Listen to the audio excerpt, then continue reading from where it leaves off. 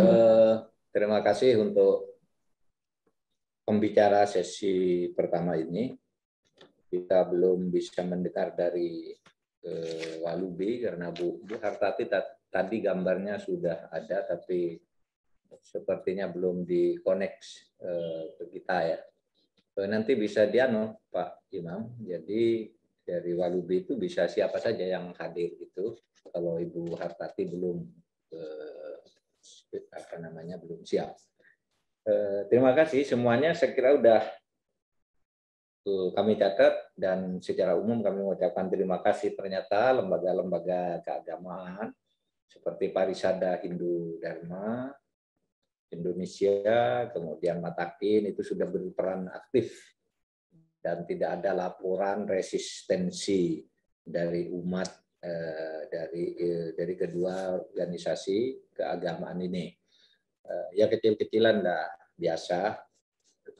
Kemarin juga dari Persatuan Gereja Indonesia, semua gereja dan universitas, rumah sakit yang dimiliki sudah dikerahkan, tapi tetap ada 1-2 orang yang tetap bukan hanya tidak percaya pada pemerintah, tapi juga tidak percaya pada pimpinan gereja. Juga ada 1-2 lah, kalau ada 1000 dari per 1000 itu 1/1000 kira-kira ada. Ya tidak apa-apa juga. Itu bagian dari demokrasi, bagian dari menghormati keyakinan, asal tidak saling melanggar hukum. PHBS, perilaku hidup bersih dan sehat di PHD ini sudah terbiasa. Ya, masalah tempat kremasi Pak, saya catat Pak, tempat kremasi tidak, artinya belum begitu tersedia dengan baik. Mungkin ada hambatan-hambatan teknis. Saya juga baru dapat laporan tadi malam, tempat kremasi itu ada tempat kremasi bagus yang punya siap mewakafkan, tetapi kemudian ada sekelompok masyarakat yang menghadang. Nanti kita selesaikan baik-baik dengan yang mau wakaf dan mau dan yang mau menghalang-halangi. Tapi di samping itu juga ada komersialisasi. Satu kali kremasi yang biasanya katanya 6 juta gitu, bisa sampai 80 juta gitu. Dalam suatu segi ini masih ada yang mengambil kesempatan seperti itu. Pak Nyoman Soehartano, terima kasih juga sudah melakukan sosialisasi dan membantu jalannya vaksinasi serta membangun kesadaran umat yang memperlancar tugas-tugas kita melakukan penanggulangan terhadap COVID. Pak Budi Tano Wibowo, ini teman sering diskusi di lintas iman. Kami sering ketemu di kampanye-kampanye pluralisme, kita sering ketemu. Alhamdulillah sekarang tidak ketemu secara fisik, Pak Budi ketemu lewat sini, lewat virtual ini. Matakin sudah melakukan lockdown total, artinya sudah meminta bahwa kebaktian tidak boleh dihadiri langsung secara fisik, tapi datang dari rumah, sejalan dengan yang dilakukan oleh pemerintah. Kampanye prokes 3M, 5M, 11M terus dilakukan, dan kemudian ini ada usul yang kami catat Pak, tracing itu supaya didatangi ke RT-RT, jangan termasuk vaksin juga ya, jangan orang dikumpulkan lalu disuntik secara serabutan gitu ya. Itu tidak mewakili kondisi daerah-daerah, karena ada daerah yang terjangkau, ada yang tidak, RT yang sadar, RT yang tidak, tapi didatangi ke rumah-rumah. Ya Pak, sekarang kita akan perluas pemetaan datang ke RT-RT itu. Nanti saya sesudah pertemuan yang putaran ke-8 nanti saya akan undang seluruh Satgas untuk menyalurkan usul-usul ini, yang soal obat kepada siapa, yang soal kuburan kepada siapa, yang soal tracing kepada siapa, soal isoman kepada siapa, nanti kami sampaikan semuanya. Ya, bagus itu datang ke RT-RT. Nah sekarang Polri, TNI, dan BIN itu memang masuk ke desa-desa, Pak. Cuma apakah itu sudah bisa mewakili kepentingan RT secara merata sehingga herd immunity itu nanti betul-betul bisa berjalan, tidak hanya misalnya dikumpulkan orang lalu divaksin atau di tracing secara bersama-sama, sedangkan yang tidak kumpul karena lari atau karena RT-nya beda, karena tidak terjangkau gitu, tidak bisa di tracing atau di treatment. Nah, jadi tidak sporadis ya, agar bisa langsung di treatment. Kemudian proses 3M supaya diperketat, ya. Iya nih, catatan juga orang desa-desa yang tidak punya masker itu supaya dipikirkan ya, disubsidi. Kalau kita yang di kota kadang-kala banyak sekali masker disediakan di tempat-tempat umum. Kadang-kala juga belinya mudah gitu, pakai online, diantar gitu. Tapi yang di desa-desa itu ya maskernya kadang-kala dipakai bergantian, berhari-hari, kemudian kalau ibunya pergi, anaknya di rumah, dipakai ibunya keluar dan sebagainya. Padahal itu bahaya sekali ya. Nanti itu bagian dari yang kami catat. Ini Pak Budi, kami catat tadi malam juga ada yang melapor seperti itu. Iya, mari kita berdoa. Karena doa saja tidak cukup. Harus, kalau di dalam agama itu namanya ada doa, ada ikhtiar. Doa itu pendekatan spiritualnya, ikhtiar itu pendekatan fisiknya. Ikhtiar itu tentu sesuai dengan ilmu pengetahuan. Ya Pak, insya Allah kami juga sedang kampanye ini. Saya tadi baru men-tweet satu kampanye seperti yang Bapak ini. Mengobati atau melawan corona itu ada dua jalur. Satu jalur spiritual itu doa dan ketenangan, tidak panik. Bapak ilmu kedokteran, Ibnu Sina, kemudian Ibnu Rusdi, dan sebagainya, itu mengatakan mengobati orang itu dengan ketenangan. Separuh kesembuhan itu tenang. Makanya kalau orang sakit dibawa ke rumah sakit itu pertama-tama yang dikatakan oleh dokter itu, oh, Bapak atau Ibu ini sehat, enggak apa-apa gitu. Enggak ditakut-takut itu, kamu kok sudah mau mati kok dibawa ke sini gitu kan, enggak. Mesti dihibur dulu gitu. Oh, ini sehat, gampang disembuhkan, yuk makan gitu. Itu tenang lalu sembuh. Tapi kalau dimarahi, kamu harusnya udah kemarin ke sini, ini terlambat ini. Matanya sudah agak merah, bahaya. Takut orang. Jadi dibuat tenang dulu. Karena kesembuhan itu separuh. Karena tenang. Separuh dari ketenangan. Dulu kan Bapak kedokteran itu ada Al-Razi, Ibnu Rusdi, Ibnu Sina, gitu. Yang sekarang patung-patungnya itu ada di semua fakultas kedokteran di dunia barat, kan 3 orang ini. Dan mengatakan ketenangan nomor 1. Sehingga tolong ulama-ulama, tokoh-tokoh agama ini supaya juga mengkampanyekan masyarakat tenang. Masyarakat tenang. Penyakit ini sama dengan penyakit lain, ada obatnya. Sama penyakit apapun ada obatnya. Sehingga jangan takut, kalau corona pasti mati, enggak. Itu sama kan kalau ibu diare beri diatap. Kalau pusing perjalanan obatnya antimo. Kalau agak pusing di rumah paracetamol atau Decolgin gitu. Nah, kalau corona itu vaksin, masker, dan obat tadi yang disebut oleh Pak Chandra itu. Gitu. Nah, ada obatnya.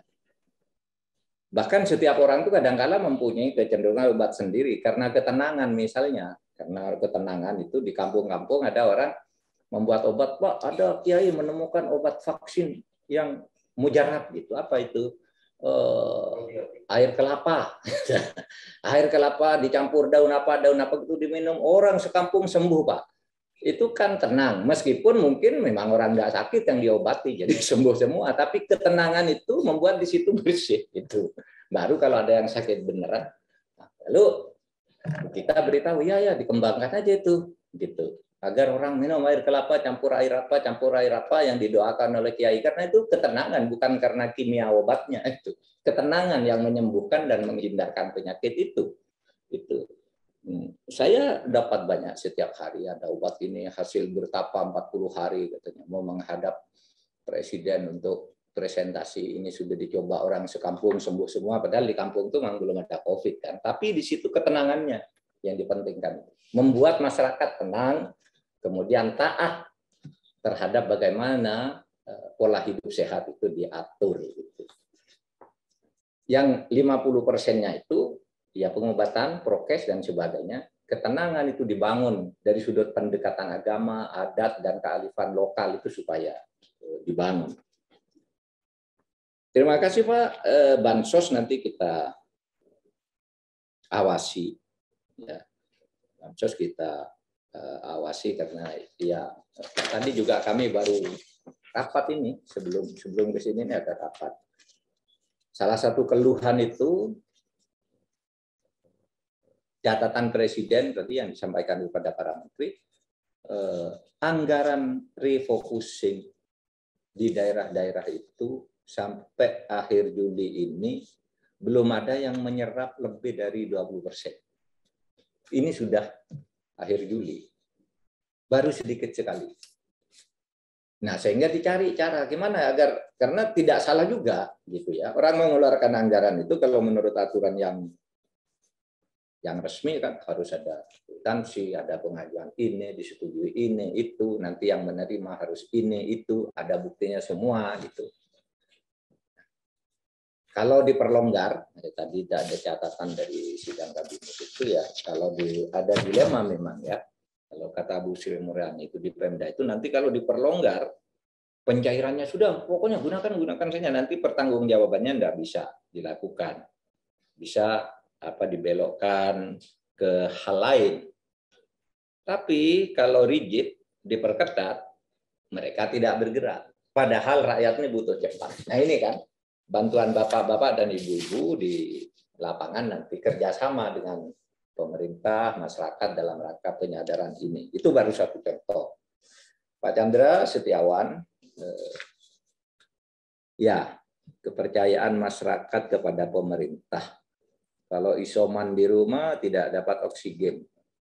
Ya banyak yang meninggal di rumah karena di rumah sakit tidak kebagian tempat juga, oksigennya tidak ada. Ya Pak, ini sedang diusahakan. Dulu pada awal Juni kita membantu oksigen ke India ketika sana sedang meledak. Itu 1.400 tabung dibantu ke sana. Orang ribut begitu. Kita sendiri butuh lah, waktu itu kita kan belum butuh awal Juni. Kan ledakannya belum ada. Malah itu turun kan waktu itu. Belum ada delta lah di awal-awal Juni. Meskipun sudah mulai ada yang curiga, tetapi itu baru spekulasi. Kita bantu ke India 1.400 tabung. Ya ramailah banyak yang kritik. Nah, ya pemerintah menjawab, biasalah antar negara itu hubungan internasional kan membantu. Orang Indonesia yang tidak kaya aja tahun kemarin membantu kebakaran hutan di Australia. Australia terima kasihnya bukan main. Kita pernah membantu Jepang gitu waktu kena tsunami itu dan lupa. Tapi ketika kita kena musibah di Palu, berbagai negara juga akan datang langsung membantu tanpa diminta. Nah, kita melakukan itu ke India kemarin. Waktu di Aceh, posko-posko berbagai negara itu waktu tsunami datang tanpa diminta. Cuma minta izin masuk, kami mau membantu tugas kemanusiaan. Nah, kita melakukan itu ke beberapa negara karena itu biasa dalam hubungan internasional. Nah, ketika kita meledak sekarang, bantuan-bantuan itu banyak sekali sekarang. Ya, dari Singapura, Amerika, Jerman, India sendiri, kemudian menawarkan bantuan yang lebih dari yang diberikan, kan gitu, yang kita berikan. Jadi yang begitu itu tidak usah terlalu tidak usah terlalu ikut dibumbu-bumbui. Wah, pemerintah ini kita butuh diberikan ke orang lain, kan begitu. Kita juga ternyata sesudah ledakan nih beberapa bantuan dapat. Kemarin kabar gembiranya ini tanggal 28 2 hari yang lalu berbagai dunia mencari vaksin. Nah, kita datang lagi 21,5 juta 2 hari yang lalu vaksin. Sekarang persoalannya vaksinatornya yang kita cari. Vaksinnya sudah datang, sudah dijemput ke bandara oleh Pak Erlangga dan nanti akan datang terus gitu. Ada yang membeli, ada yang karena bantuan dan sebagainya. Pokoknya kita bekerja keras lah untuk ini semua. Iya, kayak ngeri juga nih melihat catatan Pak Chandra ini. Gap oksigen di Jawa dan Bali itu sehari 500 ton ya. Kurang 500 ton. Sehingga memang negara jangan malu minta bantuan, jangan malu-malu. Tapi gini, kalau minta bantuan tuh enggak. Kita sudah dibilang oleh Pak Presiden, kita jangan minta bantuan. Tapi kalau ada yang mau membantu, kita terima. Dan itu bantuan banyak tanpa kita minta. Karena itu biasa dalam pergaulan internasional. Nah, kita beli, kita impor. Sebagian. Ketika dulu kita ribut dengan ledakan itu, langsung Singapura, ngirim. India minta kami ngirim juga, Jerman, Jepang, sebagainya. Tidak malu-malu karena kita tidak minta juga dibantu. Tapi juga kita punya program impor tidak menggantungkan pada bantuan itu. Jadi betul Pak, ini penetapan harga yang terlalu rendah di apotek. Harga pemerintah yang terlalu rendah, apoteknya tidak bisa menjual karena kalau dia beli rugi. Yang muncul adalah pasar gelap. Seperti obat apa Pak tadi? Ini ada Rokatemra ini. Rokatemra ya. Sudah dapat berita. Ini gila loh. Bisa sampai 160 juta. Ini teman saya nih, di Ruti 3 ini. Pak Sugeng. Itu Damaras, Pak. Damaras itu istri saya itu 156 juta. Damaras. Iya kan? Iya. Yang harga biasanya itu 2 cc 6 juta ya, kalau kita beri 20 cc, kalau kita perlunya 5 kan cuma berapa itu? 40 kira-kira. Jadi 160 juta. Barangnya pun kalau mau 160 juta dicarikan dulu. Nggak langsung ada. Nah, ini juga problem kita. Jadi kita tahu hal-hal yang seperti ini. Ini deputi saya sekarang enggak hadir karena ibunya di Samarinda sakit dan sedang menunggu obat ini. Masih cari gitu, pesan gitu. Karena ini yang bisa dipakai untuk kondisi yang beliau hadapi sekarang. Belum obat-obat lain lagi, kan mahal sekali. Ivermectin juga mahal, ini mahal dan sebagainya. Nah, itu juga menjadi perhatian pemerintah. Itu ditangani satu persatu. Dan masukan ini akan memperkuat upaya-upaya pemerintah. Apalagi ya, nah ini lagi nanti yang saya sampaikan nanti. Mau ketemu dokter itu sekarang susah, karena harus lewat UGD dulu, baru dokter yang nangani. Padahal untuk UGD pun juga antri kan untuk di situ. Oke Pak, telemedicine ya hebat ya, bisa kita pakai WA, pakai ini, langsung datangi, langsung dilayani. Ternyata juga tidak mudah, sering tidak aktif, sering tidak ada yang melayani. Terima kasih. Pak Chandra Setiawan ini dulu adik kelas saya di Jogja waktu sekolah. Dulu namanya Pak Bong Kim Chan, sekarang jadi Chandra Setiawan.